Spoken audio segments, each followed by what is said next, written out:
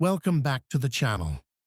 Tonight, we're looking at something different, something that doesn't quite add up. You've probably heard about the pyramids, about Stonehenge, maybe even Machu Picchu. Those are the famous ones, the ones everyone talks about. But scattered across the world, in places most people will never visit, are archaeological sites that raise questions we still can't answer. Not speculation, not conspiracy, just questions. How did ancient people move stones that weigh more than anything we'd attempt to move today without modern cranes? Why would anyone carve a rock so perfectly in half that it looks like a laser did it? What drove entire civilizations to build in locations so remote, so difficult, that even getting there today requires serious planning? These aren't just old buildings. They're evidence of capabilities we don't fully understand. Engineering decisions that don't make sense. Construction methods that leave modern architects scratching their heads. And the people who built them? They left no written records, no blueprints, no explanations, just the structures themselves, sitting there, waiting for us to figure them out. Some of these places were discovered by accident. A farmer clearing land, a pilot flying overhead, a researcher following a local legend that turned out to be true. Others were hiding in plain sight, ignored for centuries because no one thought to look closely enough. And now that we've measured and carbon dated and run every test we can think of, we're left with more questions than we started with. These are the unsolved mysteries, the ones that don't fit neatly into our understanding of ancient history, the ones that make you wonder what else we've missed. Let's take a look. In the Bekaa Valley of Lebanon, about 50 miles northeast of Beirut, there's a Roman temple complex called Baalbek. If you've seen pictures, you know it's impressive. 6 towering columns from the Temple of Jupiter, each one 62 feet tall, still standing after 2,000 years. Roman engineering at its finest. Tourists come from all over the world to see it. But the Romans didn't build the foundation. Underneath their temple, supporting the entire complex, is a stone platform made from blocks that shouldn't exist. Not with ancient technology, not even with modern technology, not really. The largest of these blocks weighs approximately 800 tons. That's 1.6 million pounds. A single stone. And there are dozens of them, fitted together so precisely that you can't slide a piece of paper between them. These aren't the biggest ones, though. About a quarter-mile away, still in the quarry where they were cut, are 3 stones called the trilithon. Actually, that's not quite right. The trilithon is what they call 3 specific stones in the temple foundation. The ones in the quarry are even larger. The biggest one, called the Stone of the Pregnant Woman, weighs roughly 1,000 tons, 2 million pounds, cut from bedrock, partially freed from the quarry, and then abandoned. Here's where it gets interesting. We know the Romans didn't cut these. The stones were already there when they arrived, part of an earlier foundation that they simply built on top of. But who did cut them? The site has been occupied for thousands of years. Phoenicians, Assyrians, Greeks, Romans, Arabs, Ottomans. Everyone wanted to build there, but none of them claimed to have moved these particular stones. The Romans were exceptional engineers. They built aqueducts that still carry water, bridges that still hold traffic. The Pantheon's dome was the largest in the world for over 1,000 years. They knew how to move heavy objects. They wrote about their methods, left detailed records. But they never wrote about moving stones this size, because they didn't. They found them already in place. Modern engineers have tried to figure out how it could have been done. Wooden rollers, they suggest. Thousands of workers pulling in unison. Ramps carved into the hillside. It's technically possible, on paper. In practice, wood crushes under that much weight. Ropes snap. Coordination becomes nearly impossible, and that's assuming level ground. The quarry is uphill from the temple site. Some researchers propose that the stones were never meant to be moved, that they were cut as a demonstration of skill, a sort of ancient engineering flex, and left where they were. But that doesn't explain the ones already incorporated into the foundation. Those were definitely moved. Somehow. There's another detail that doesn't get mentioned much. The cutting marks. When you look closely at where these stones were separated from the bedrock, you can see the tool marks. They're consistent with copper or bronze tools, which is what would have been available at the time we think they were cut. But copper tools shouldn't be able to cut limestone this efficiently. They'd wear out almost immediately. You'd need thousands of them, maybe tens of thousands. The local tradition, passed down through generations, says the stones were placed by giants before the Great Flood. The Romans heard this story when they arrived. They didn't believe it, obviously, but they didn't have a better explanation. Neither do we, really. Not one that accounts for all the evidence.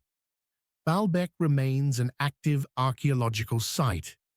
New surveys happen regularly. Ground-penetrating radar has revealed there's more underground, structures we haven't excavated yet. Maybe those will provide answers. Maybe they'll just raise more questions. Either way, the stones aren't going anywhere. They've been sitting there for at least 2,000 years, possibly much longer. They'll still be there long after we're gone, waiting for someone to figure out how they got there in the first place.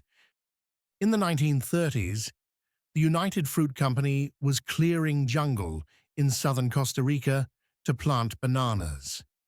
They were working in the Diquís Delta, near the Teraba River, when workers started finding something unusual.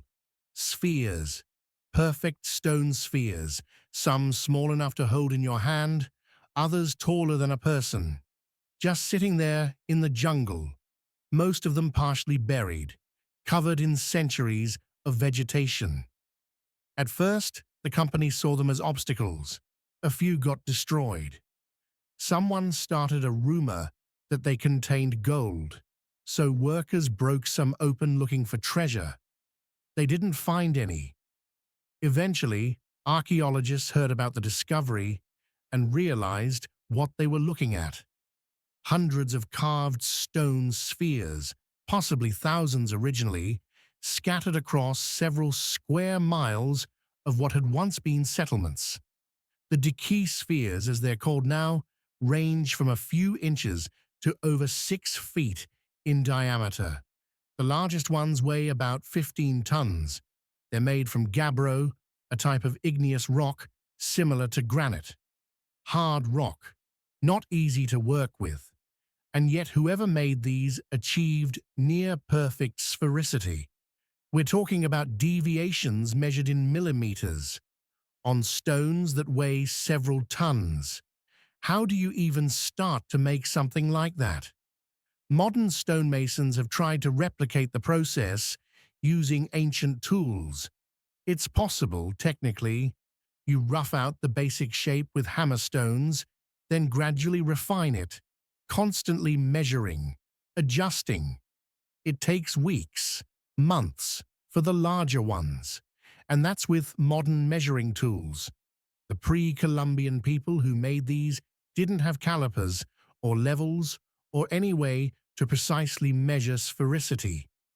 Yet somehow they achieved it. We don't know who made them. The Diquís culture existed in this region from about 700 CE to the Spanish conquest in the 1500s. They didn't have a writing system, at least none that we've found. They left no records explaining the sphere's purpose. When the Spanish arrived, the people living there had no memory of how or why they were made. The knowledge had been lost, possibly centuries earlier. Archaeologists have found spheres arranged in patterns, lines, triangles. Some appear to align with astronomical features, though that's debated. Others seem randomly placed, though that might be because they've been moved over the centuries.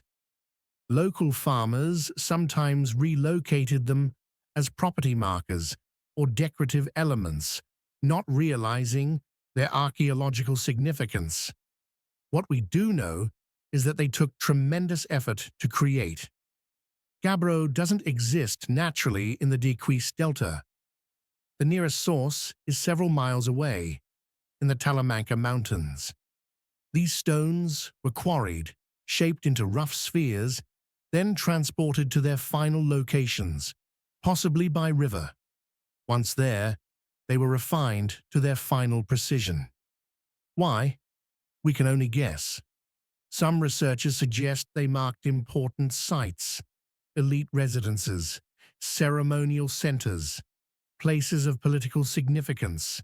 That makes sense for some of them.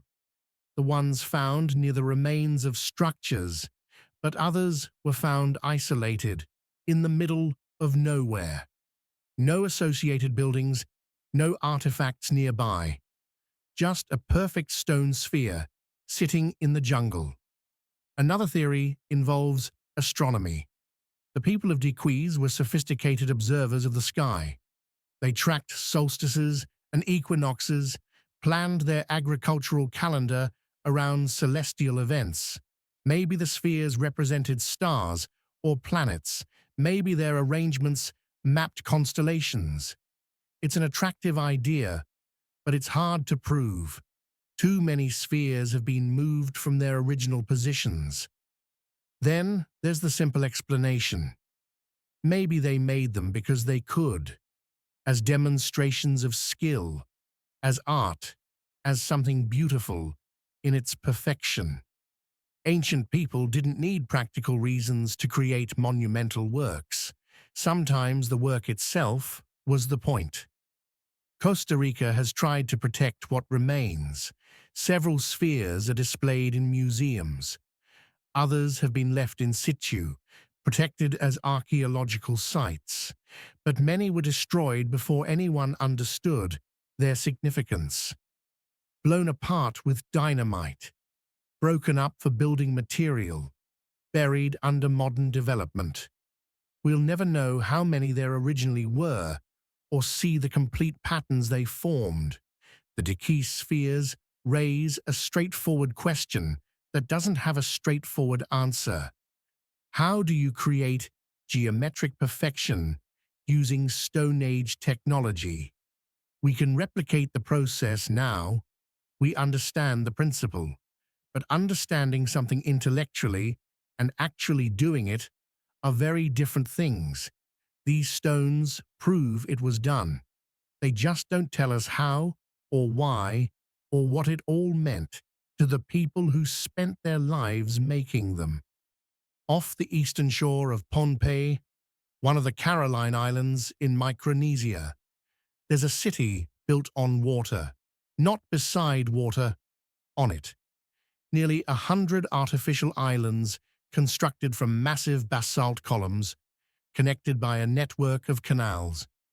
It covers about 200 acres of shallow reef flat. The locals call it Nan Madol, the place of spaces, or, in another translation, the space between. From above, it looks almost like a circuit board. Geometric islands arranged in patterns, rectangular enclosures, walls that form precise angles. But get closer and the strangeness becomes apparent. The walls are made from columnar basalt. Hexagonal stone logs stacked crisscross like a massive stone version of a log cabin.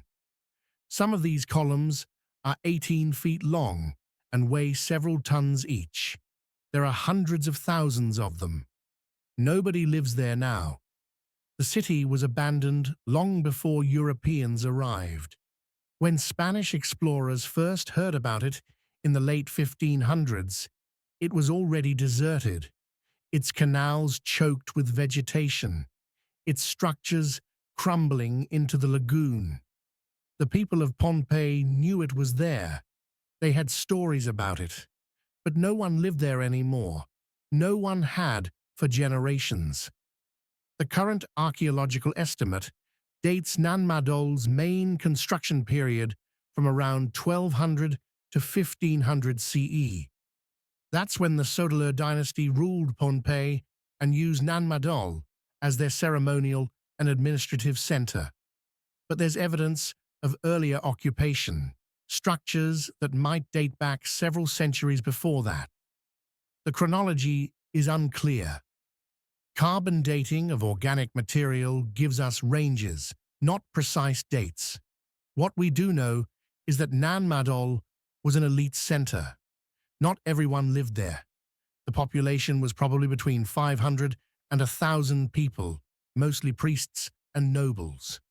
The common people lived on the main island, farming and fishing, bringing tribute to their rulers. The whole arrangement was designed to reinforce social hierarchy. The rulers literally set themselves apart, surrounded by water, elevated above everyone else. But here's the engineering puzzle. Pohnpei doesn't have a natural source of columnar basalt. The stone had to be brought from the other side of the island, from quarries near Soki's Rock, about 25 miles away by sea. Columnar basalt forms when lava cools slowly, creating those characteristic hexagonal columns. It's found in specific volcanic features. The builders didn't just find suitable stone nearby, they went looking for it. How did they transport it? There's no evidence of wheels or draft animals in ancient Micronesia. The prevailing theory involves rafts and canoes. Float the stones across the lagoon at high tide, then somehow lever them into position. But these aren't small stones, they're massive. Maneuvering them with ropes and wooden poles would require serious coordination, and they stack them 25, 30 feet high in some places. The largest structure, Nanduwas, has walls 40 feet high and 17 feet thick. Some local traditions say the stones flew through the air, moved by magic, that the Sodalur rulers commanded the stones to move themselves. Obviously, we can't take that literally, but it might reflect the seemingly impossible nature of the task. When something appears beyond human capability, magic becomes the explanation. The city's layout follows a deliberate plan. The southwestern area was for priests and religious rituals. The northeastern section housed the nobility and administrative functions. Specific islands served specific purposes. There was a place for food preparation, separate from living areas, a mortuary complex where the dead were prepared for burial. Everything organized, compartmentalized. The canals served as streets, boats as transportation.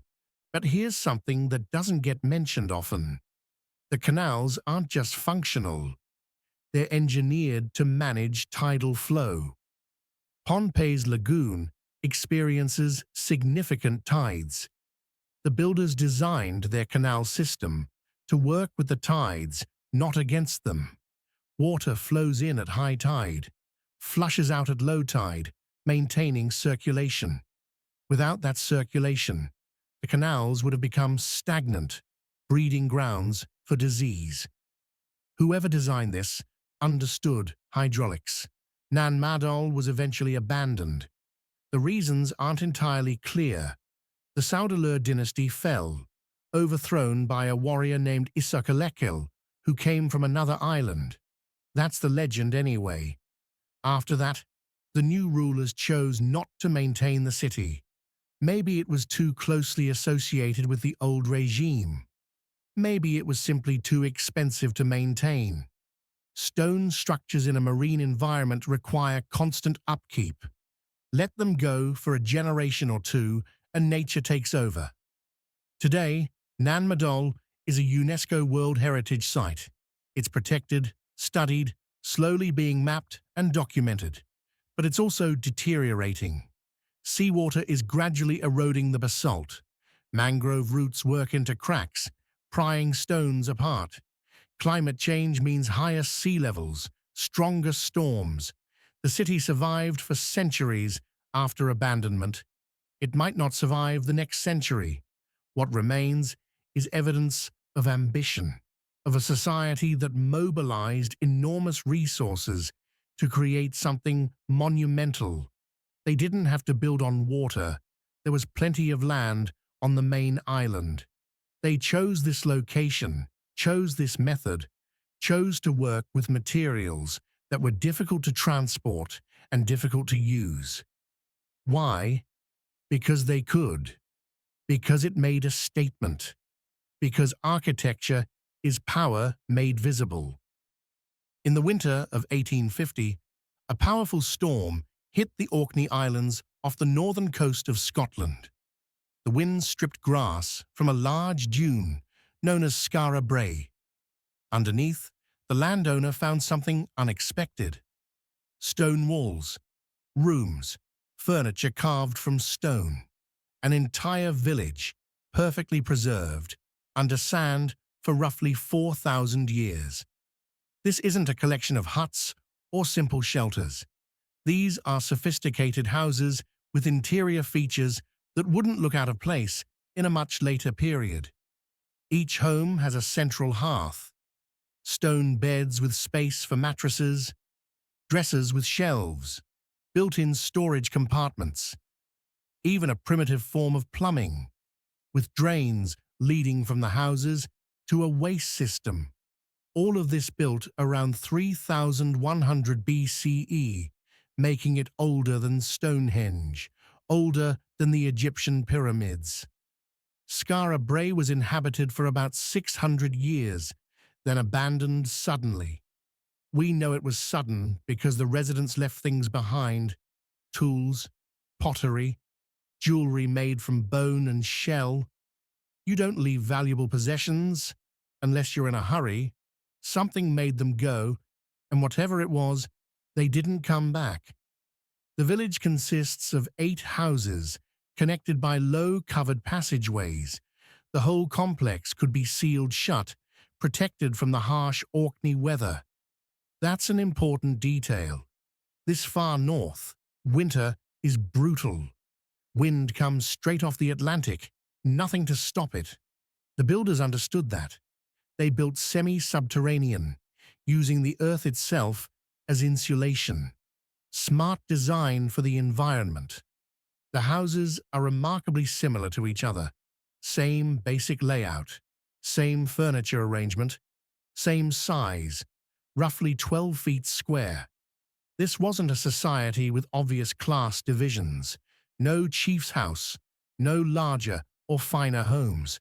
They appeared to live as equals, or close to it. That's unusual for the Neolithic period. Most settlements show clear hierarchies. The people of Skara Brae were farmers and herders. They kept cattle and sheep. They grew barley and wheat. They also relied heavily on the sea, fishing and gathering shellfish. Analysis of their refuse heaps shows they ate a varied diet: fish, beef, mutton, grains, wild plants. They weren't starving. They were doing reasonably well. What makes Skara Brae so valuable to archaeologists isn't just its age, it's the preservation. Most Neolithic sites in Britain consist of stone monuments, henges, burial mounds, stone circles. Those are impressive, but they don't tell us much about daily life. Skara Brae does. We can see where people slept, where they prepared food, where they kept their possessions. It's intimate in a way that monuments aren't. The construction technique is worth noting. The walls are made from flat stone slabs, stacked without mortar. The stones themselves came from the local beach, split along natural fault lines by freeze-thaw cycles. No quarrying necessary, just collection and transportation. The roofs were probably made from timber, whale bones, and turf. Those materials have long since decayed, which is why the houses are open to the sky now. One of the houses is different from the others. House 7. It's not connected to the passage system. It's separate, sealed. When archaeologists excavated it, they found it had been used as a workshop, stone and bone tools, fragments of pottery, pigments for making paint. This was where craft work happened, where specialized objects were made. There's something else interesting about House 7. The door could be locked from the outside, not from the inside, like the other houses, from the outside. That suggests it wasn't just a workshop. Maybe it was also used to confine someone. Or maybe the lock served some ritual purpose we don't understand. The physical evidence is clear. The interpretation isn't. Why did they leave? The most common theory involves a sandstorm. The same dunes that preserved the village might have threatened to bury it while people still lived there. Evidence suggests sand was encroaching on the settlement in its final years. Maybe it finally became unlivable, but that doesn't explain why they left possessions behind. If sand was slowly burying the village, they would have had time to pack. Another possibility is social upheaval. New people arriving in Orkney with different ways of living, different beliefs. The residents of Skara Brae might have been absorbed into a larger population, their village simply abandoned as they moved elsewhere. That happens. Settlements get replaced. People adapt to new circumstances. What we're left with is a snapshot, a moment frozen in time. These people lived here, thrived here, then vanished.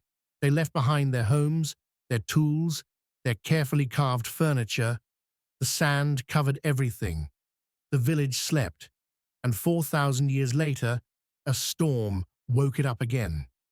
Modern Orkney residents take pride in Skara Brae. It's one of the best preserved Neolithic villages in Europe. Tourists come year-round to walk through the houses, to imagine what life was like. But the site is fragile. Erosion threatens it.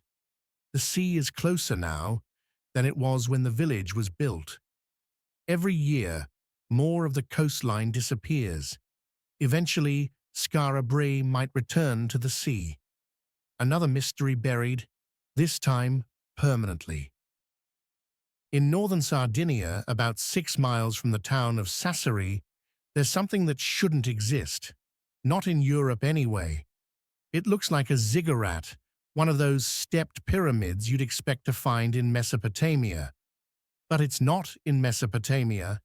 It's in Italy, and it's older than most of the ziggurats in Iraq. Monte Diquís. The name doesn't translate to anything particularly meaningful in Italian. It might be pre-Roman, possibly from the indigenous Nuragic language that was spoken here thousands of years ago. What we do know is that it's a platform mound, roughly 90 feet long, 60 feet wide, and about 30 feet high at its current state. There's a ramp on the southeast side, angled at about 20 degrees, leading to the flat top. The structure was built in 2 major phases. The first phase dates to around 4,000 to 3,650 BCE. That's the Neolithic period, the Late Stone Age. Agriculture was well established, but metal tools hadn't been developed yet. Everything was done with stone, bone, and wood. The people who built Monte Diquís were part of what archaeologists call the Ozieri culture, known for their distinctive pottery and megalithic tombs. The original structure was smaller, a modest platform.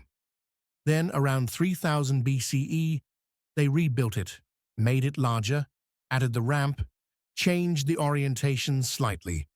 This second phase is what we see today, though much deteriorated.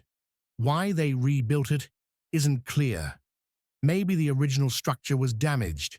Maybe religious practices evolved and required a different architectural form. We don't know.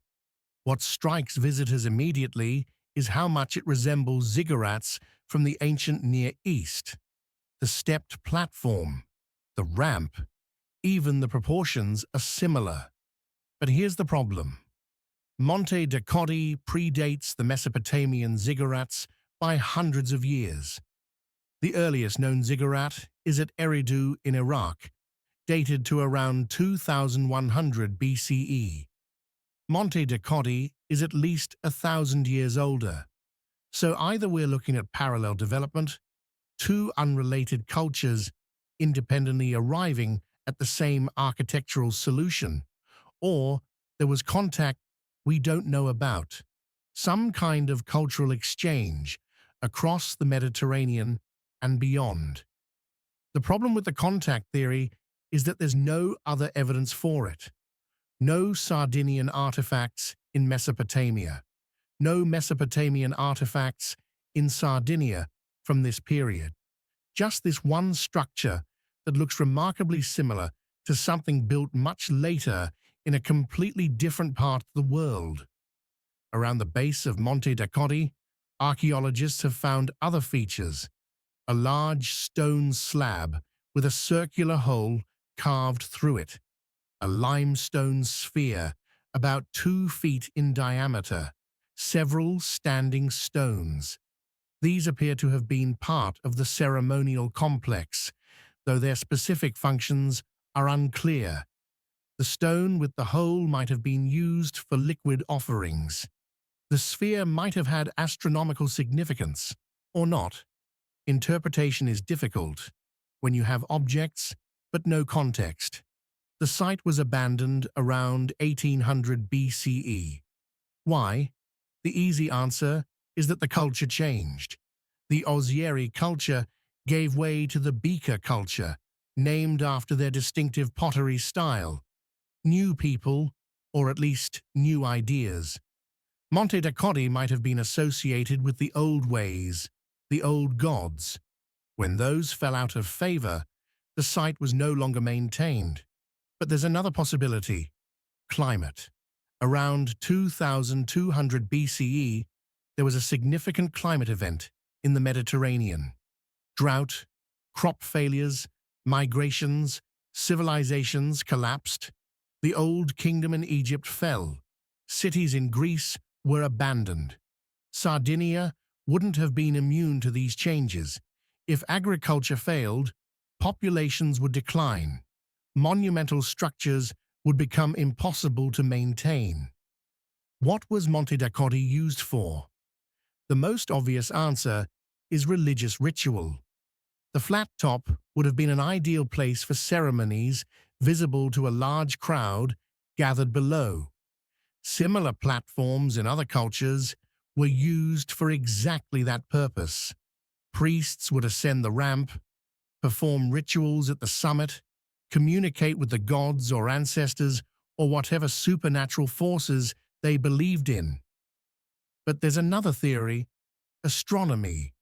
The structure's orientation aligns with certain solar events, though not perfectly. Some researchers argue that it served as an observatory, a place to track celestial movements and mark important dates in the agricultural calendar. That would make sense. Neolithic farmers needed to know when to plant, when to harvest. The sun and stars provided that information. The problem with both theories is that they're not mutually exclusive. Religious sites often incorporate astronomical alignments. The division between science and religion is a modern concept. For ancient people, they were the same thing. Understanding the cosmos was understanding the divine. Marking the solstice wasn't just practical, it was sacred. Today, Monte is slowly being restored. Not rebuilt exactly. You can't rebuild something when you're not entirely sure what it looked like originally, but stabilized, protected. The Italian government recognizes its importance. It's one of the most significant Neolithic sites in the Mediterranean.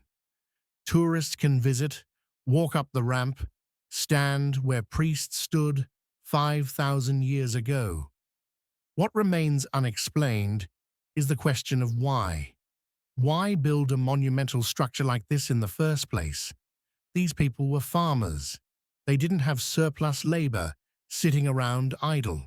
Building Monte would have required significant resources, time, effort, coordination. Someone had to organize the work. Someone had to convince or compel others to participate. That implies social complexity, hierarchy, leadership, all from a culture we know relatively little about. Monte stands as evidence that the Neolithic period in Europe was more sophisticated than we often assume. These weren't simple farmers scratching out a living. They were capable of monumental architecture. They had the social organization to complete large-scale projects. They thought about the cosmos, about their place in it, about how to connect earth and sky, and then, for reasons we're still trying to understand, they stopped. The ramp fell silent. The rituals ended. The structure crumbled. Until archaeologists arrived centuries later, asking questions no one left alive could answer. In the Taima Oasis region of northwestern Saudi Arabia, there's a rock that looks like someone took a saw to it. A clean, straight split running through a sandstone formation, separating it into two nearly perfect halves. The precision is striking. The cut appears laser straight, both sides smooth and parallel. But there are no saw marks, no tool marks of any kind. Just a split, as if the rock decided to divide itself.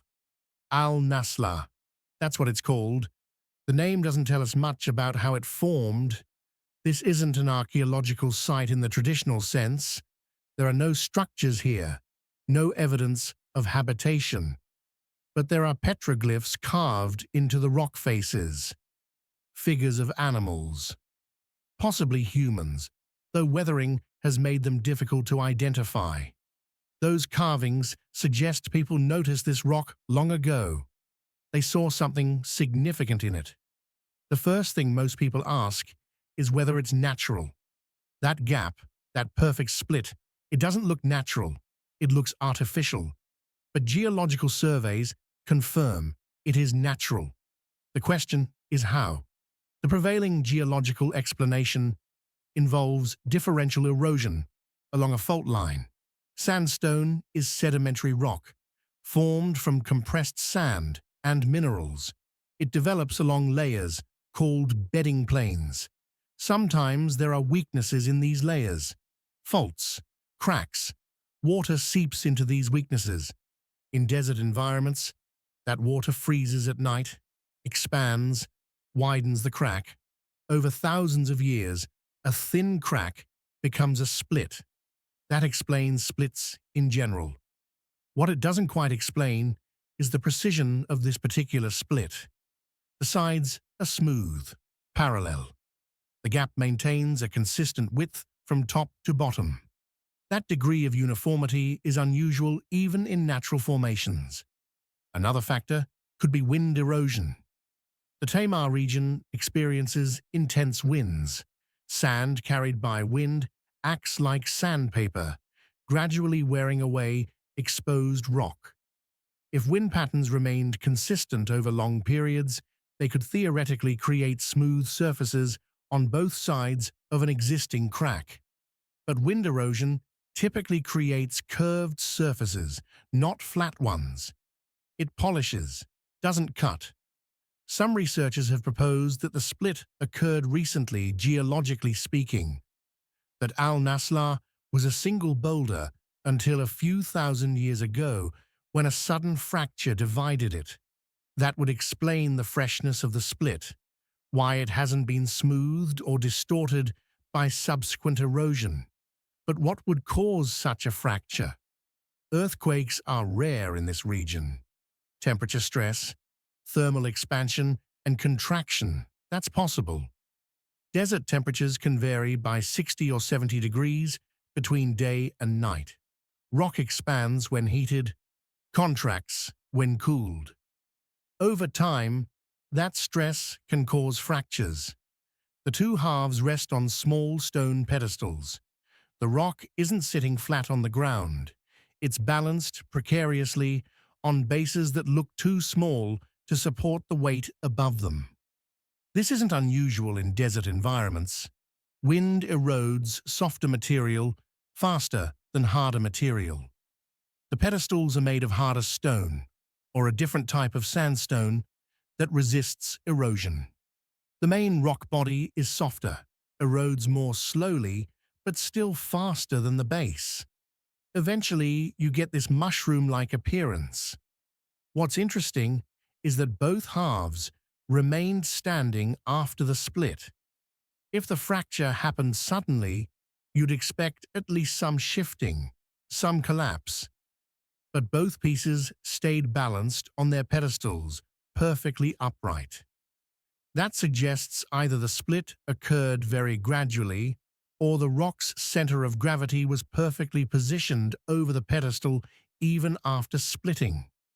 Local Bedouin traditions hold various beliefs about Naslaa. Some say it marks a sacred spot, others claim it has healing properties. There's a recurring theme in the stories that the rock was split by divine intervention, a demonstration of supernatural power. These aren't scientific explanations, obviously, but they reflect how striking this formation is. When people see something that appears impossible, they seek explanations beyond the ordinary. The petroglyphs add another layer. They're weathered, difficult to date precisely. Stylistically, they resemble rock art from the Neolithic and Bronze Age periods found elsewhere in the region. That would put them somewhere between 3000 and 1000 BCE, roughly. The artists who made them chose this specific rock. Out of all the sandstone formations in the area, they picked this one. Why? Maybe the split already existed and made the rock distinctive, a natural landmark. Or maybe the split occurred later, and the petroglyphs were added to an ordinary boulder that only became special afterward. Without more precise dating, we can't say. Modern Saudi Arabia has begun promoting Naslaa as a tourist destination. The kingdom is trying to diversify its economy, and archaeological tourism is part of that effort. New roads make the site more accessible. Interpretive signs explain what visitors are seeing. But there's always tension between preservation and access. More visitors means more wear, more potential damage. The rock has stood here for millennia. Increased foot traffic might accelerate its deterioration. What Naslaa represents ultimately is our need for explanation. When we encounter something unusual, something that appears to defy normal processes, we want to know why. Science provides answers based on geology, erosion, physics. Those answers are probably correct, but they often feel insufficient. A split rock is just a split rock until you see it in person, until you stand in front of it and try to wrap your mind around the precision involved. Maybe that's why ancient people carved it. Maybe they felt the same way we do. They didn't understand erosion patterns and fault lines, but they recognized something extraordinary. They marked it, made it sacred, ensured it would be remembered, and thousands of years later, we're still looking at it, still asking questions. Some mysteries don't need to be solved. They just need to exist. In the mountains of Asuka, in Japan's Nara prefecture, there's a stone that doesn't make sense. It sits on a hillside, partially buried, covered in moss and centuries of neglect. At first glance, it looks like a large boulder, natural, unremarkable. But look closer and you'll see something that changes everything. This rock has been carved, shaped, modified with precision that suggests advanced tools and careful planning. Masuda-no-Iwafune. The name translates roughly to Rockship of Masuda. It's a granite block, approximately 36 feet long, 26 feet wide, and 15 feet high. Those are the visible dimensions. Most of it is buried. Ground-penetrating radar suggests the buried portion extends several more feet underground. The total weight is estimated at 800 tons. What makes this rock extraordinary isn't its size. Large rocks exist. What matters are the features carved into it. On the top surface, there are two square holes, each about 3 feet deep, cut with perfectly flat sides and sharp corners. These aren't natural erosion patterns. They're deliberately carved. Nearby, there are linear grooves running along the surface, all parallel, all precisely cut. The holes are puzzling. They're too regular to be accidental, too carefully executed to be decorative. They serve a purpose, or served one once. But what? Some researchers suggest they were anchor points, places to attach ropes or beams. But anchor points for what? If you're trying to move the rock, you'd attach ropes to the sides, not cut holes in the top. If you're trying to mount something on the rock, there are easier ways to do it. Another theory involves water. The holes could have been cisterns, containers for collecting and storing rainwater. That makes more sense, functionally. But it raises another question. Why carve cisterns into a massive granite boulder when you could dig a well or build a reservoir more easily? The effort involved in creating these holes would have been enormous. Granite is one of the hardest rocks. Carving it requires specialized tools and tremendous patience. The Asuka period, which lasted from 538 to 710 CE, was a time of significant cultural development in Japan. Buddhism was introduced from Korea and China. Architecture became more sophisticated. Craftsmen developed advanced metalworking techniques. It's possible Masuda-no-Iwafune dates from this period. The carving quality suggests metal tools, which would have been available then. But there's no definitive way to date carved rock. Unlike organic material, stone can't be carbon dated. Local folklore offers various explanations. One story claims the rock is actually a ship turned to stone, petrified by the gods as punishment for some forgotten transgression. Another says it's the work of Oni, demons from Japanese mythology, known for their supernatural strength. These stories don't tell us what the rock really is, but they tell us something else. People have wondered about this rock for centuries. Long before archaeologists arrived with their instruments and theories, local residents knew something was unusual here. There's another carved rock nearby, about 200 yards away, smaller but also modified with straight cuts and geometric shapes. Some researchers believe the two are related, part of the same project or complex. Others think the connection is coincidental, that they were carved at different times for different reasons. Without inscriptions or artifacts clearly associated with either rock, we're left guessing. One of the more practical theories suggests Masuda-no-Iwafune was a quarry project that was abandoned before completion. Perhaps ancient stonemasons were in the process of cutting building blocks from this granite formation when something happened. The project lost funding. Political circumstances changed. The workers were called away to a more urgent task. They left behind this partially carved rock, and over the centuries, the original purpose was forgotten. That theory explains the holes and grooves as extraction marks, the beginning stages of separating sections of granite. It's plausible, but it doesn't explain why anyone would choose this particular location for a quarry. The rock sits on a mountainside, far from any known construction sites from that period. Transporting heavy granite blocks down the mountain would have been incredibly difficult. There are granite sources closer to where the material was actually needed. Another possibility involves astronomy. Several ancient carved rocks in Japan show astronomical alignments. They mark solstices, equinoxes, the rising or setting of specific stars.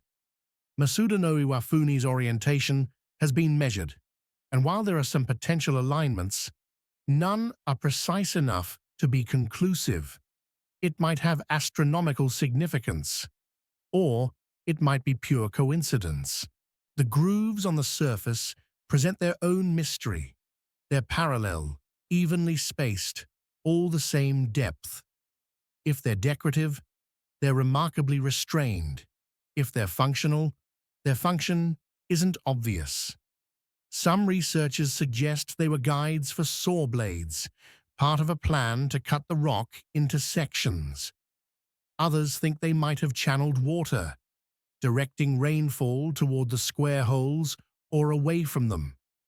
Modern analysis has revealed something interesting about the carving technique. The edges of the cuts show marks consistent with wedge splitting. This is a method where holes are drilled in a line, then wooden or metal wedges are driven into the holes. The wedges are soaked with water, which makes the wood expand, or hammered repeatedly if metal, creating pressure that splits the rock along the desired line. It's effective, and it was used throughout the ancient world. But it still requires precision and considerable effort. The Japanese government has designated Masuda-no-Iwafune as a historic site. It's protected, maintained, accessible to visitors, but it remains enigmatic. Every explanation raises new questions. Every theory has gaps, and unlike many archaeological mysteries, this one doesn't have competing schools of thought, just a general uncertainty. No one's quite sure what to make of it. What we're left with is evidence of intention. Someone, at some point, invested significant time and resources into modifying this granite boulder. They had a reason, they had a plan, and then, for reasons we don't understand, the work stopped. Or maybe it didn't stop. Maybe what we see is exactly what was intended, and we simply don't recognize the purpose. Ancient people didn't always think the way we do. Their logic, their priorities, their reasons for doing things, those can be alien to us. We see the result without understanding the reasoning. Masuda-no-Iwafune sits quietly on its hillside, as it has for centuries. Moss grows in the grooves. Rainwater fills the square holes, and the questions remain unanswered. Mexico City is built on layers. Aztec temples beneath colonial churches, colonial buildings beneath modern high-rises. The deeper you dig, the older things get. And in the southern part of the city, in an area called Cuicuilco, there's something that predates everything else. A pyramid. Not the stepped pyramids you associate with the Maya or Aztecs. A circular pyramid, one of the oldest in Mesoamerica, partially buried under volcanic rock. The Cuicuilco Pyramid is approximately 390 feet in diameter at its base and stands about 60 feet high in its current state. It probably stood taller originally. The structure is circular with a flat top, built from river stones and clay in layers that created the conical shape. A ramp spirals around the exterior, allowing access to the summit. Or it did. Much of the ramp is destroyed now. What makes Cuicuilco significant is its age. Radiocarbon dating places its construction between 800 and 600 BCE. That's older than the first pyramids at Teotihuacan, older than the rise of the major Maya cities. At the time Cuicuilco was built, most of Mesoamerica was still pre-urban, small villages and farming communities. But here, someone organized enough labor to build a monumental structure. The site was occupied for over 1,000 years. Generation after generation lived here, expanded the settlement, maintained the pyramid. At its peak, Cuicuilco might have been home to 20,000 people, making it one of the largest cities in Mesoamerica at that time. But then, around 100 CE, disaster struck. Zitala, a volcano about 6 miles to the south, erupted. Lava flows buried the southern portion of the city. Not quickly, probably. Volcanic lava moves relatively slowly, giving people time to evacuate. But it's relentless. It doesn't stop. It fills streets, surrounds buildings, hardens into rock. When it was over, a significant portion of Cuicuilco was entombed under basalt, some of it buried under 25 feet of solidified lava. The survivors abandoned the site. There was no point staying. Much of the city was destroyed, and volcanic soil takes time to become fertile again. They migrated north, possibly to Teotihuacan, which rose to prominence around this same period. Some researchers believe Cuicuilco's refugees helped populate Teotihuacan, bringing their knowledge and traditions with them. The pyramid itself survived relatively intact, though one side took some lava damage. For the next 2,000 years, it sat there, partially buried, forgotten. The Aztecs, who would later dominate the region, either didn't know about it or didn't consider it significant. When the Spanish arrived in the 16th century, they saw only a hill covered in vegetation. No one realized what lay underneath. It wasn't until 1920 that archaeologist Manuel Gamio identified the mound as artificial. Excavations began slowly. The lava made digging difficult. You can't just remove solidified volcanic rock without heavy equipment. But gradually, the pyramid's shape emerged. The circular design became apparent. And with it came questions. Why circular? Almost every other major pyramid in Mesoamerica is rectangular with stepped sides. The circular design is rare, unusual. Some researchers suggest it reflects an earlier architectural tradition, something that was later abandoned in favor of the rectangular form. Others propose it had astronomical significance, that the circular shape related to solar observations or calendar tracking. The summit of the pyramid would have held a temple or shrine. Nothing remains of that structure. Whatever was built there has long since collapsed or been dismantled, but we can infer it existed from similar sites. Mesoamerican pyramids weren't tombs, unlike Egyptian pyramids. They were platforms for temples, places where priests performed rituals visible to crowds below. Excavations around the pyramid have uncovered residential areas, workshops, burial sites. The people of Cuicuilco buried their dead with grave goods, pottery, jade ornaments, obsidian blades. This tells us something about their beliefs, their view of the afterlife. They thought the dead would need these things wherever they went next. One particularly interesting find was a system of canals. Cuicuilco was built on the edge of an ancient lake, part of the lake system that once covered much of the Valley of Mexico.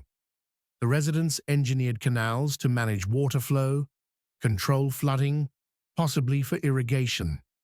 That requires planning, organization, specialized knowledge. This wasn't a primitive society. They understood hydraulics.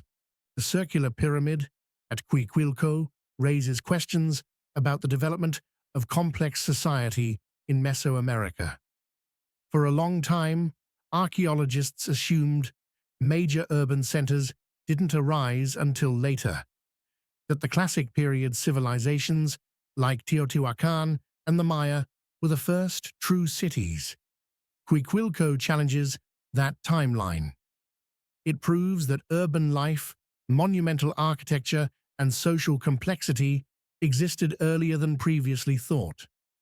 Today, the site is surrounded by modern development: houses, shops, roads.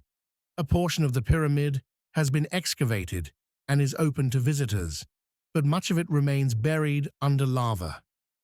Archaeologists know there's more down there, more structures, more artifacts, more evidence of how these people lived.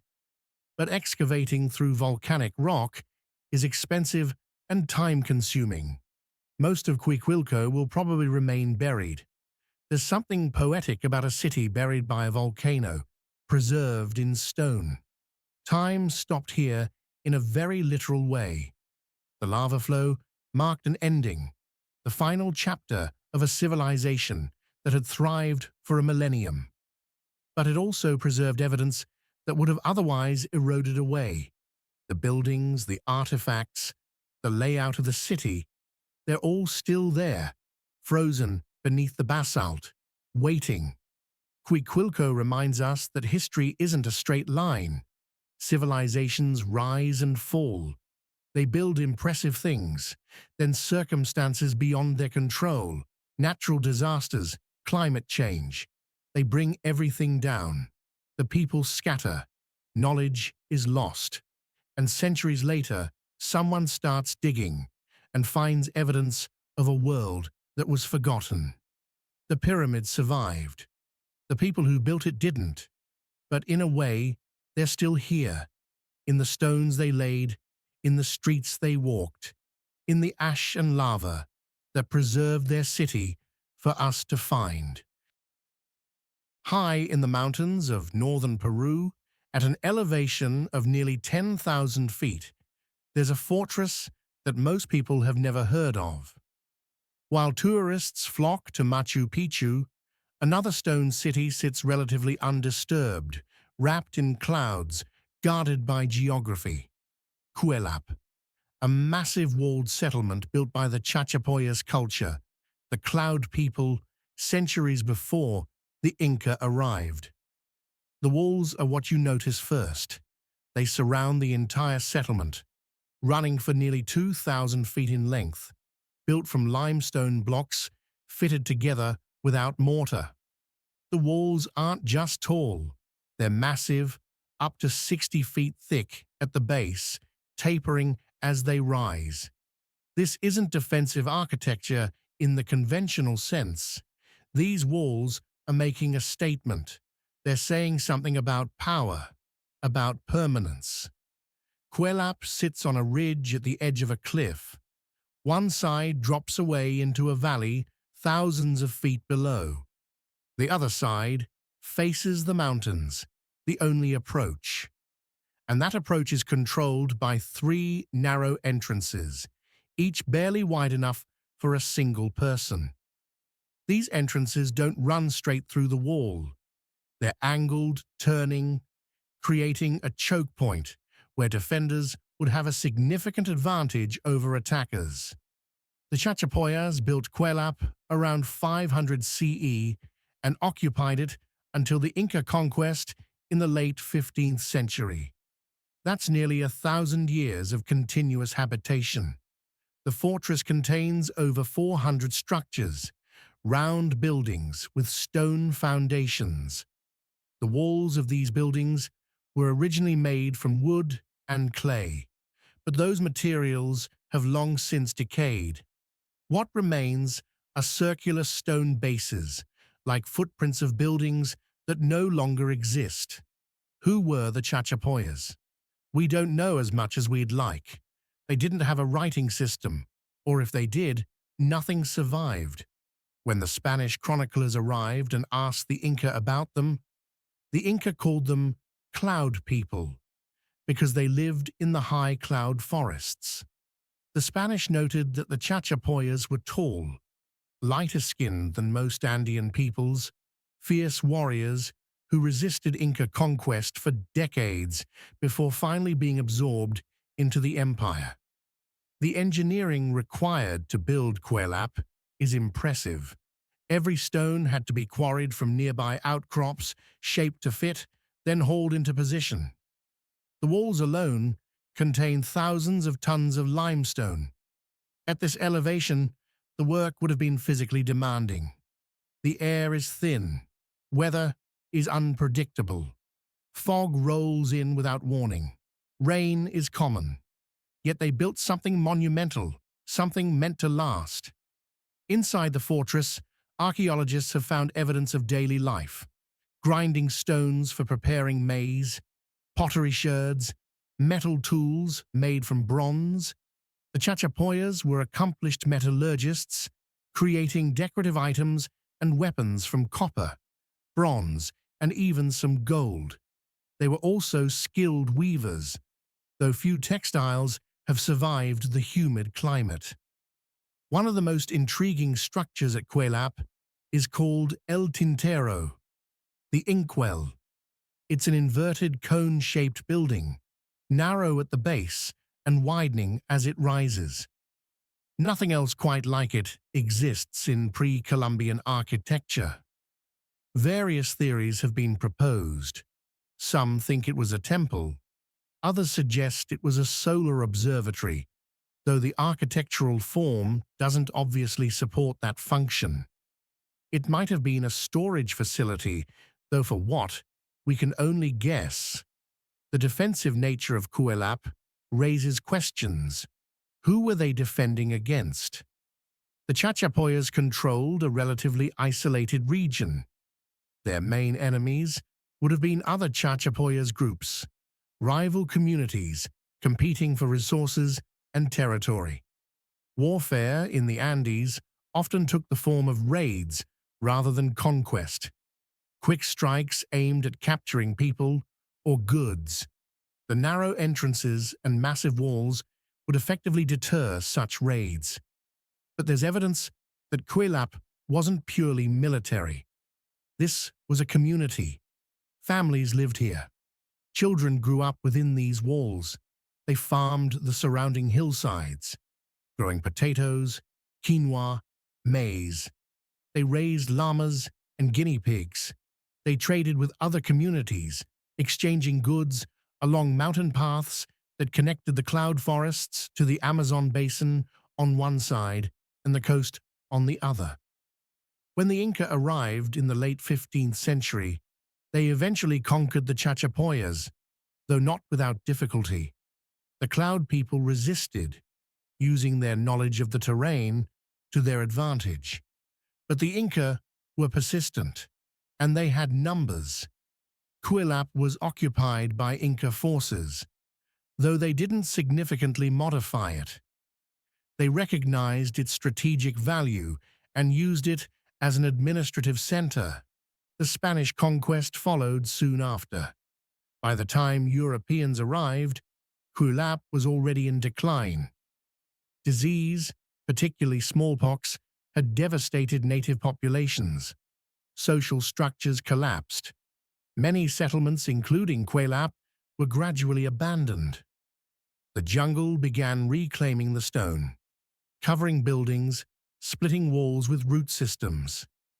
It wasn't until the mid-19th century that outside world learned about Cuelap. A local judge named Juan Crisostomo Nieto documented the site in 1843, but serious archaeological work didn't begin until the 20th century. Excavations have been ongoing since the 1970s, slowly uncovering more about the Chachapoyas and their impressive fortress.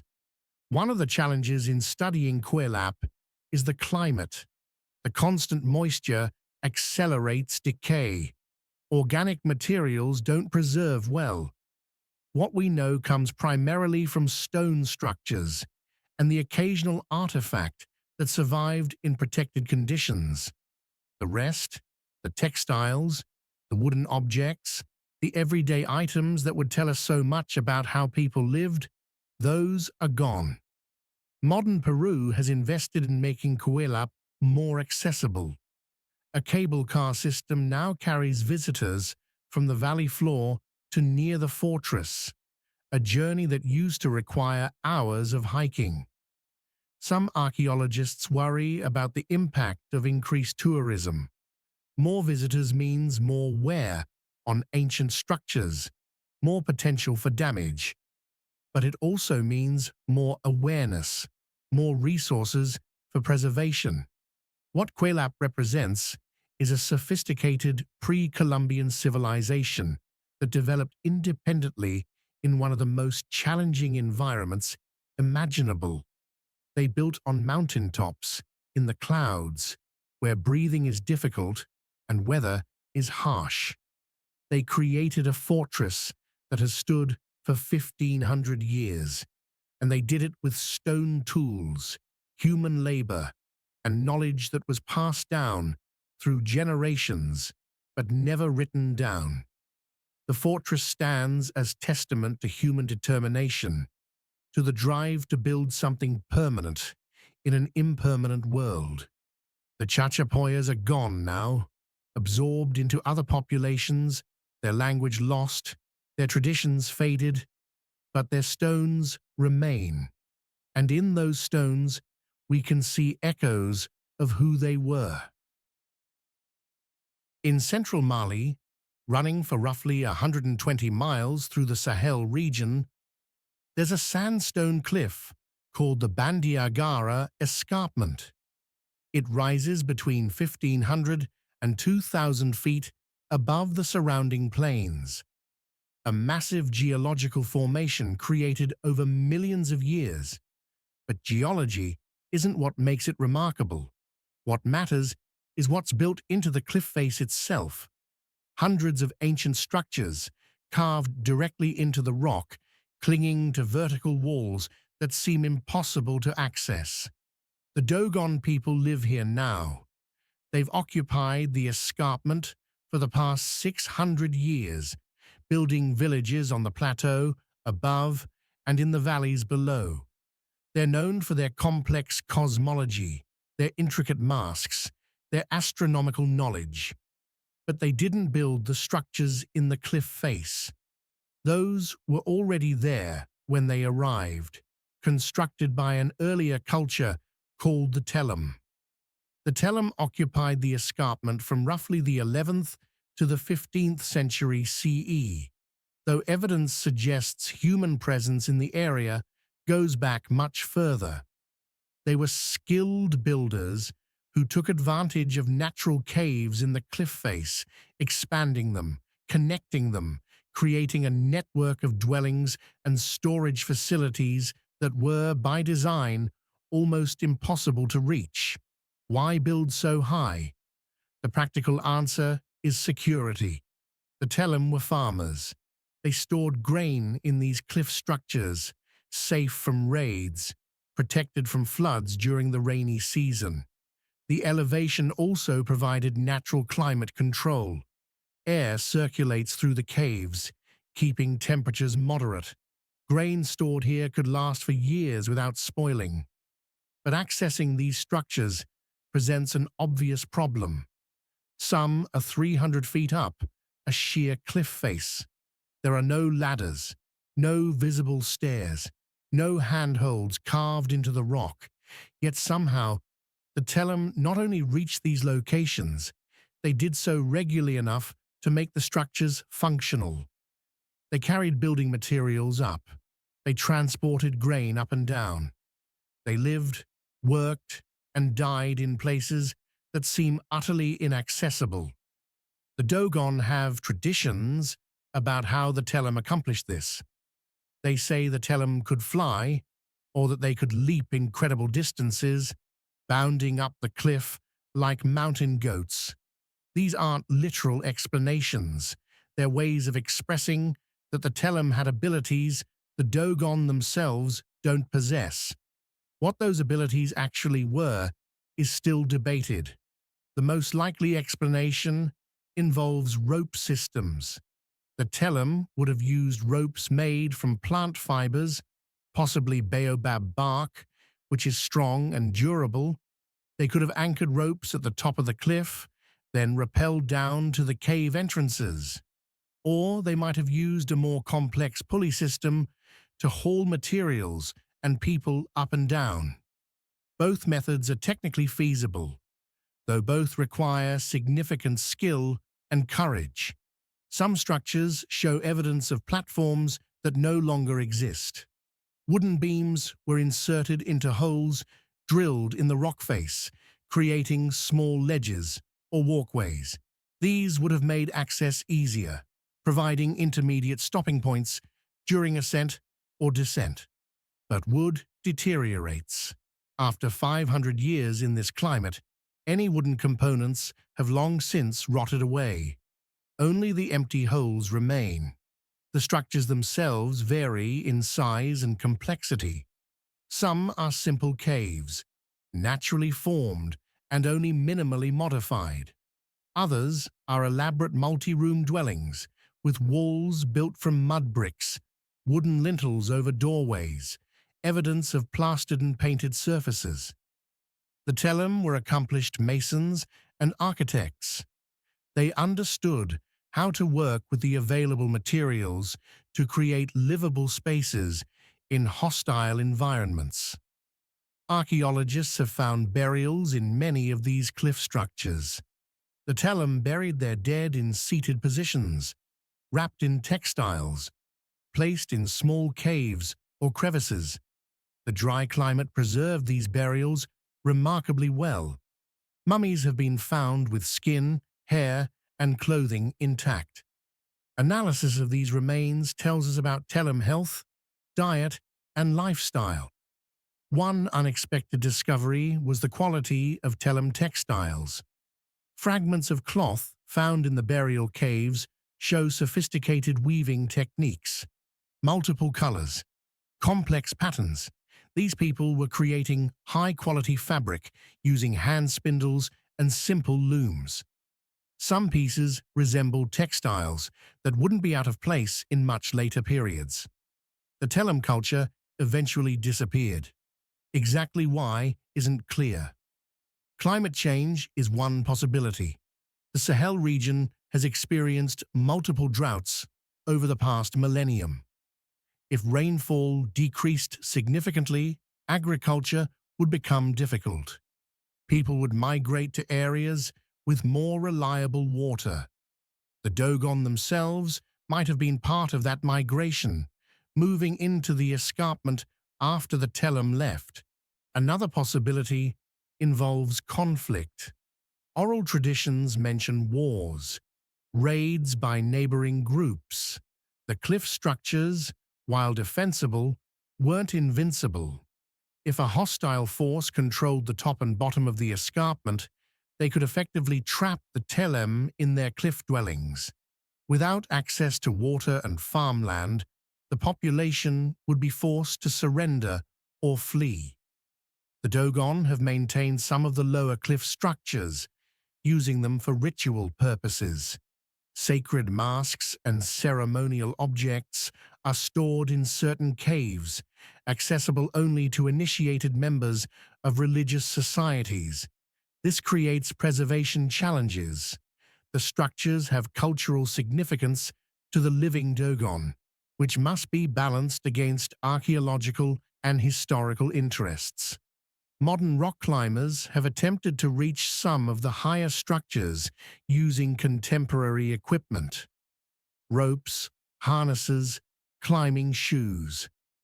Even with these advantages, the ascent is difficult and dangerous. The sandstone is brittle. Handholds crumble. The rock face is exposed to intense sun most of the day, making metal equipment too hot to touch.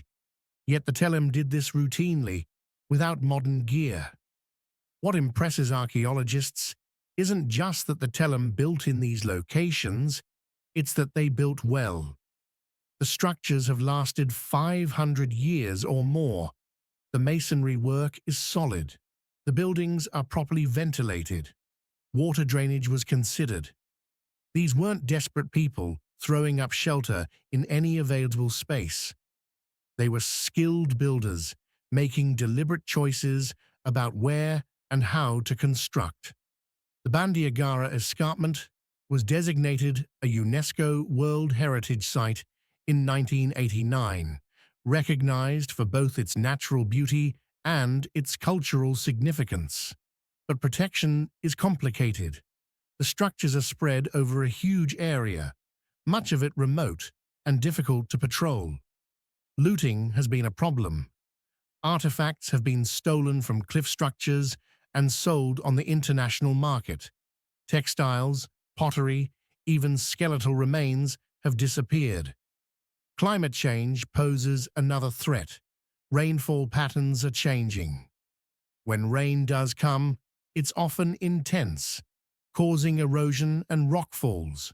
Several structures have partially collapsed in recent decades. Without intervention, more will follow. But intervention is difficult when the structures are hundreds of feet up, a cliff face in one of the poorest regions of Africa. What the Bandiagara Escarpment represents is adaptation. Human beings finding a way to survive in a challenging environment by using every advantage geography provides. The Telem looked at those cliffs and saw opportunity, security, storage, safety. They developed techniques to access seemingly inaccessible places. And they created a legacy that puzzles us today, not because we don't understand the principle, but because executing it required a level of skill and fearlessness that's hard to fathom. The Dogon continue living around and among these ancient structures, maintaining their own rich cultural traditions while respecting the legacy of those who came before. The cliffs endure. The structures cling to rock faces, slowly weathering, but still present, still mysterious. And visitors who make the journey to see them can't help but look up at those dwellings and wonder how it was done and what it must have been like to call such a place home. In the foothills of the Bolivian Andes, about 75 miles southwest of Santa Cruz, there's a sandstone hill that has been carved, not decorated, not engraved with petroglyphs. Carved. The entire top surface of the rock, covering roughly 2.5 acres, has been sculpted into geometric shapes, channels, terraces, and symbols that defy simple explanation. This is El Fuerte de Samaipata, and it's one of the largest carved rocks in the world. The rock itself is a sandstone outcrop that rises abruptly from the surrounding landscape. It's been carved from multiple directions by multiple cultures over a period of at least 1,500 years.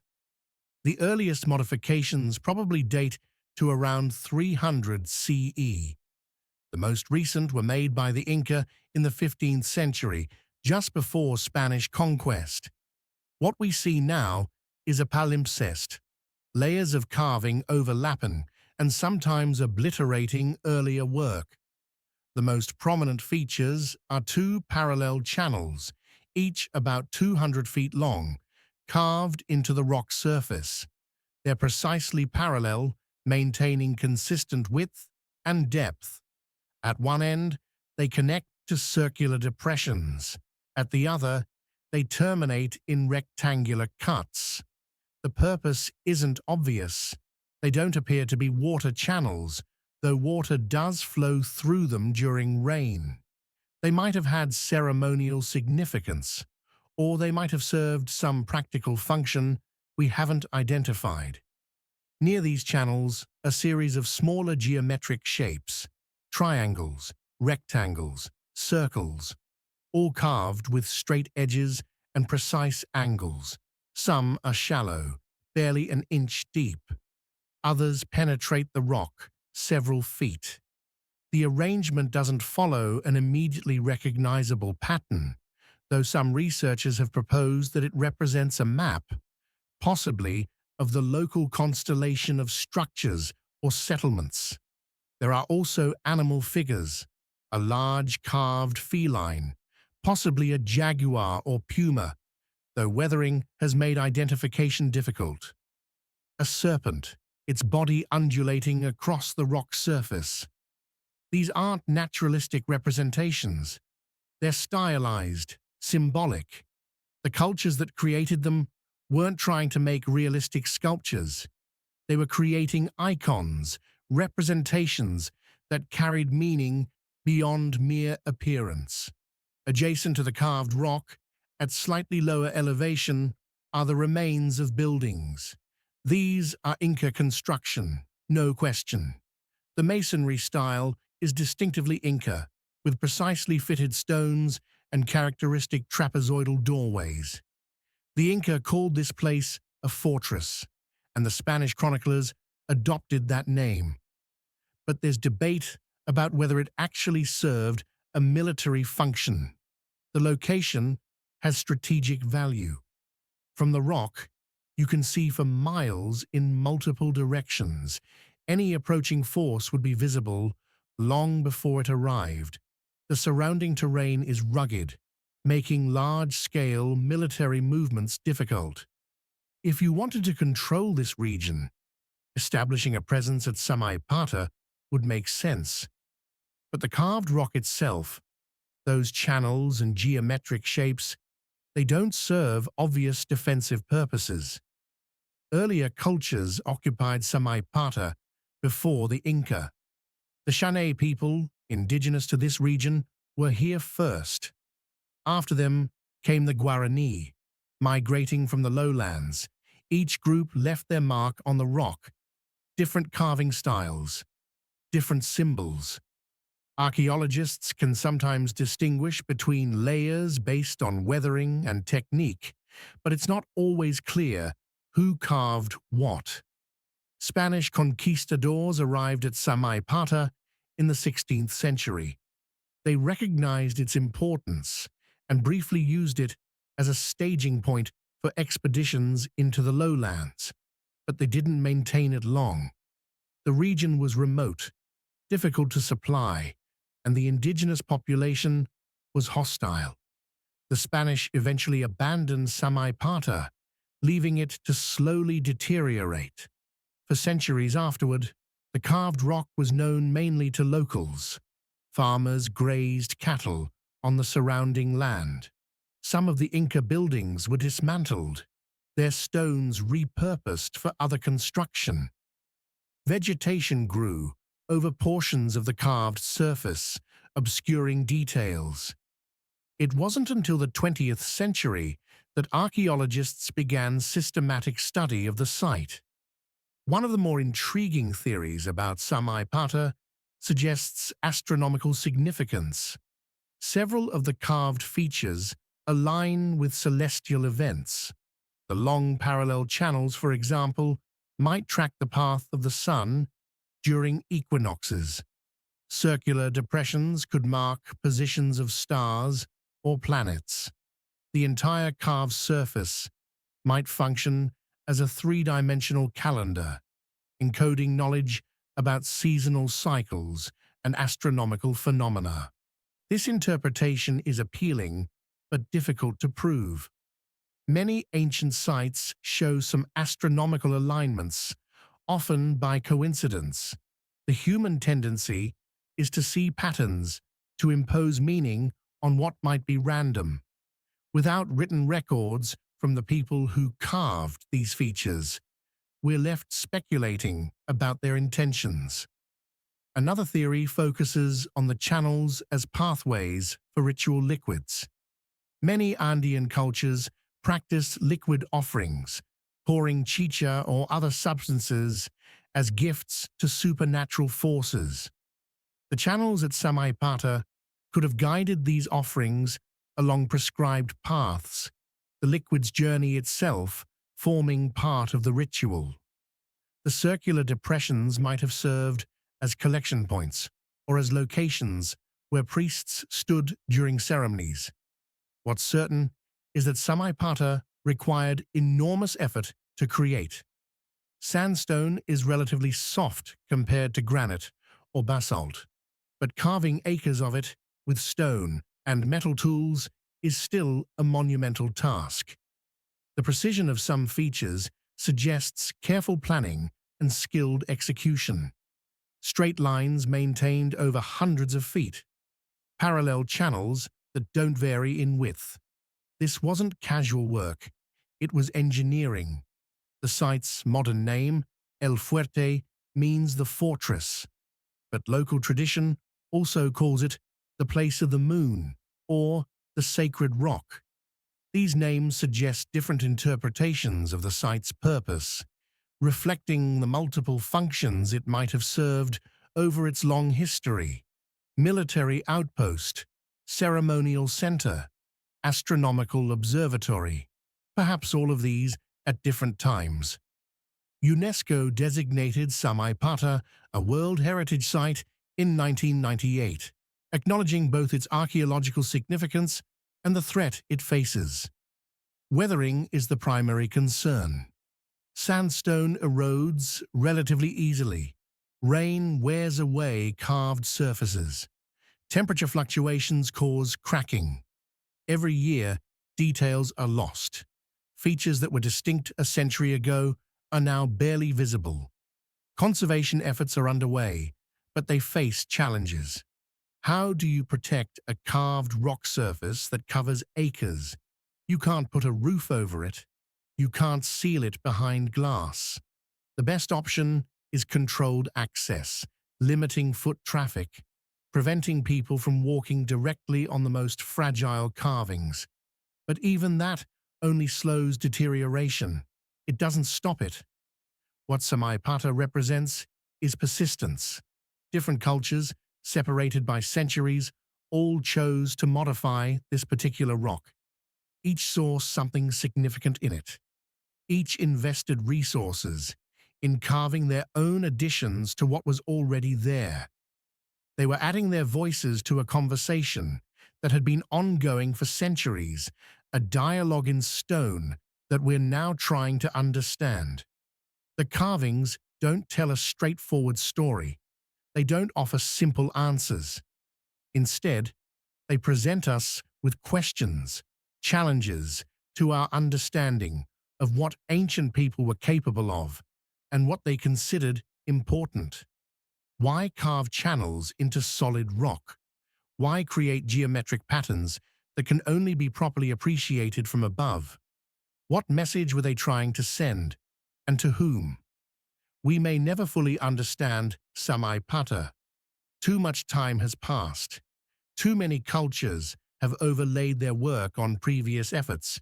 Too much has weathered away. But what remains is enough to tell us that something important happened here. People believed this rock mattered. They spent their lives modifying it, and their work endures, slowly fading, but still present, still raising questions, still waiting for answers that may never come. We've traveled across continents tonight, from the massive stones of Baalbek to the perfect spheres of Costa Rica, from artificial islands in Micronesia to village homes buried in Scottish sand. We've seen rocks carved and split, fortresses built at impossible heights, entire cities entombed by volcanic disaster. These places have something in common beyond their mystery. They represent human ambition, confronting physical reality, people who looked at massive stones and found ways to move them, who saw sheer cliffs and built dwellings there anyway, who carved solid rock for reasons we're still trying to understand. They didn't have the technology we assume is necessary for such projects. They had ingenuity, determination, time. Modern archaeology keeps uncovering new evidence, refining our understanding of these sites. Ground-penetrating radar reveals structures still buried. Carbon dating provides more precise timelines. DNA analysis tells us about the people themselves, where they came from, how they were related. Every year, we learn more. Every year, new questions emerge. What we're left with isn't really answers, it's perspective. These structures have stood for centuries, some for millennia. Empires rose and fell. Languages died out. Entire civilizations vanished. But the stones remained, silent, patient, waiting for someone to notice, to wonder, to try to understand. The people who built these places are gone. Their names are forgotten. Their languages are dead. We don't know what they believed, what they feared, what they hoped for. But we know they were capable of remarkable things. They moved stones we'd struggle to move today. They carved rock with precision that impresses modern engineers. They built to last, and their work did last. In a way, these mysteries are gifts. They remind us that we don't know everything, that the past holds surprises, that human beings have always been more capable, more creative, more ambitious than we give them credit for.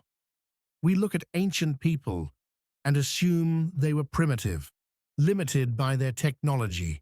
Then we find something like Nan Madol or Kuelap, and we're forced to reconsider. Perhaps the real question isn't how they did it. Perhaps it's why we find it so hard to believe that they could. We've become accustomed to machines, to computers, to technologies that amplify human capability. We've forgotten what human beings can accomplish with just determination, cooperation, and time. These ancient builders hadn't forgotten. They knew. The mysteries endure. New sites are still being discovered. Ground-penetrating radar has revealed structures at known locations that haven't been excavated yet. Satellite imagery keeps finding anomalies in remote regions, geometric shapes in the jungle, straight lines across desert, things that shouldn't be there but are. Each discovery raises new questions. For those who visit these places, there's an experience that transcends academic interest. You stand in front of a massive carved stone, or walk through ancient ruins, or look up at structures built into cliff faces, and you feel something. A connection, maybe, or just awe. These places were made by people not fundamentally different from us. They loved, struggled, dreamed. They looked at the world and decided to change it, to leave their mark, to create something that would outlast them. They succeeded. Long after their cultures vanished, their monuments remain, and we stand before them, separated by centuries or millennia, asking the same questions they might have asked about monuments from their own past. How? Why? What does it mean? Maybe we'll never have complete answers. Maybe that's not the point. The mysteries keep us curious. They keep us exploring, investigating, trying to understand. And in that pursuit, we learn not just about the past, but about human potential itself, about what we're capable of when we decide something matters enough to devote our lives to it. These 11 sites are just a beginning. There are hundreds more around the world, each with their own mysteries, their own questions. Some are famous, most aren't. All of them represent moments when human beings decided to do something extraordinary, and then actually did it, against practical obstacles, against the limitations of their technology, against time itself. The stones still stand, the carvings remain, the structures endure, and the questions they raise, the wonder they inspire, those endure too, passed from generation to generation, waiting for the answers we haven't found yet, waiting for the questions we haven't thought to ask. Thank you for watching.